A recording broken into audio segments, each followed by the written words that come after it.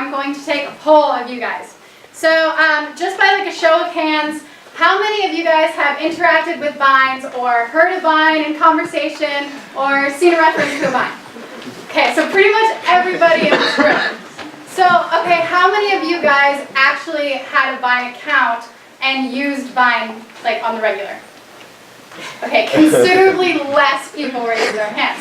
That's interesting because when Vine first started, it wasn't a very accessible social media outlet. You had to download the app, whereas like Facebook, you could access it on a website, on a computer, or a laptop. So it wasn't very accessible as many other social media outlets are. And yet so many of you guys who never had the app still come in contact with Vines and like other content that was on Vine. Between YouTube and viral Vines on social media websites now, the content on Vine has actually reached much more than other social media outlets. So what made Vine so great? Vine was a way for people to express creativity and share quality content. Because of the 6-second time limit, creators had to set up creative jokes and deliver punchlines in skillfully crafted ways that were because of this outlet. Edits and music were used as unique tools to deliver innovative messages to the viewer. It redefined comedy, making it more accessible for the average person to share their creative prowess and individual brand of sketch and comedy. Vine brought comedy to the people and by the people in a way that's never been seen before. Vine also served as a platform for equally representative of minorities, which you wouldn't necessarily think that upon first thought.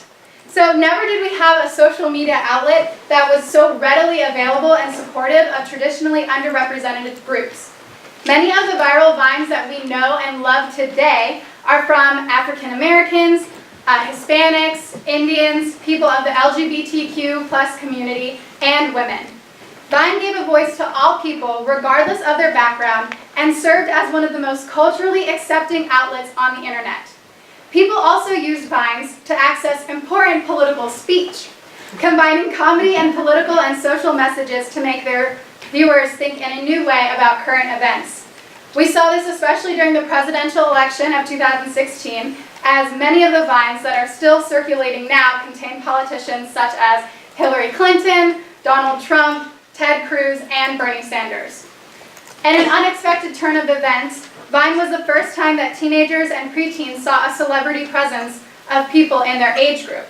Seeing as Hollywood usually casts older actors in the role of teenagers, Vine allowed us to have a celebrity influence from famous Viners that are part of our generation. We were able to hear from people that were going through similar struggles in their day-to-day life, finding a welcoming community for teenagers and preteens, including adults as well. Thus, the demise of Vine has served as a huge cultural loss for our generation. The unique platform served as an outlet for our generation, and society has felt the hole left in our social community, considering that there is still a movement of people advocating for Vine to come back from the dead. For me, Vine was more than just an app. It was something that brought me happiness and joy, allowing for me to have another way to communicate within society. Still to this day, a Vine reference or a compilation video always brings a smile to my face and laughter to my eyes, serving as a stress reliever and a way for me to bond with my friends. I hope this talk has brought you a new perspective on the importance of Vine.